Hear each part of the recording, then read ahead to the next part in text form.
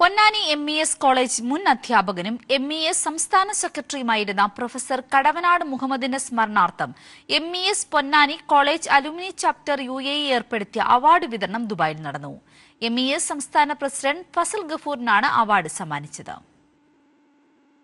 പൊന്നാനിയുടെ രാഷ്ട്രീയ, സാമൂഹ്യ, വിദ്യാഭ്യാസ മേഖലകളിൽ അമൂല്യമായ സംഭാവനകൾ അർപ്പിച്ച് വിട പറഞ്ഞ പൊന്നാനി എംഇഎസ് കോളേജ് മുൻ അധ്യാപകനും എംഇഎസ് സംസ്ഥാന സെക്രട്ടറിയുമായിരുന്ന പ്രൊഫസർ കടവനാട് മുഹമ്മദിന്റെ സ്മരണാർത്ഥം ഏർപ്പെടുത്തിയ പ്രഥമ അവാർഡിന് അർഹനായത് എംഇഎസ് സംസ്ഥാന പ്രസിഡന്റ് ഫസൽ ഗഫൂറാണ്. ദുബായിൽ വെച്ച് നടന്ന ചടങ്ങിൽ KM trading chairman K Muhammad doctor Fazal ഗഫൂറിന് അവാർഡ് സമ്മാനിച്ചു.